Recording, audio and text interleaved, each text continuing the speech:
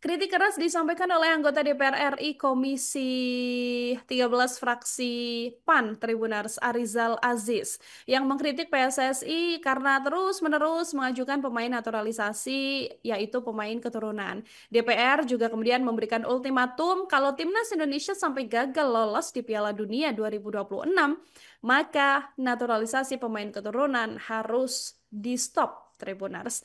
Yang terbaru permohonan naturalisasi sendiri yaitu Mauro Zistra dan juga Miliano Jonathans yang disetujui oleh DPR RI. Mauro dan Miliano ini selangkah lagi bisa resmi menjadi WNI dan nantinya para pemain keturunan ini akan menjadi amunisi baru timnas Indonesia.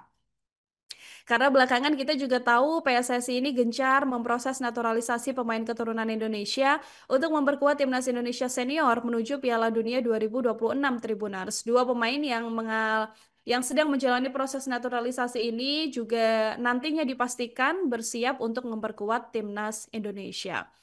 Kritikan yang disampaikan ini dalam rapat dengar pendapat atau rapat kerja begitu ya, yang memang diselenggarakan antara PSSI dan Menpora di gedung DPR MPR pada hari Selasa 26 Agustus. Agenda rapat ini membahas permohonan pertimbangan pemberian kewarganegaraan RI untuk atlet-atlet Tribuners. Nah, Arizal Aziz ini kemudian mempertanyakan langkah PSSI untuk melakukan naturalisasi pemain keturunan setiap kali akan ada turnamen. Betul, diantaranya adalah kualifikasi Piala Dunia 2026. Bahkan di jeda pertandingan ya, misalnya di bulan A ini akan pertandingan, kemudian 2 bulan lagi akan pertandingan. Nah, digodok tuh selama 2 bulan jedanya untuk kemudian mengambil pemain naturalisasi. Hal itulah yang kemudian membuat kritik keras disampaikan oleh anggota DPR ini, Tribuners. Dalam rapat tersebut, Federasi Hoki Es Indonesia atau FHI juga mengajukan 4 pemain hoki profesional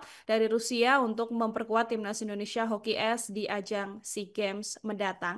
Arizal mengaku setuju saja dengan serangkaian naturalisasi pemain keturunan Indonesia yang sudah dilakukan PSSI, tapi dia juga mempertanyakan upaya pembinaan pemain lokal yang seharusnya bisa diandalkan juga untuk mengikuti turnamen dunia sekelas kualifikasi Piala Dunia 2026. Karena kalau dari line up yang bisa dilihat sekarang ya Tribuners ya, memang cukup sedikit pemain-pemain lokal yang kemudian masuk dalam skuad Garuda yang akan bertanding di Piala Dunia 2026.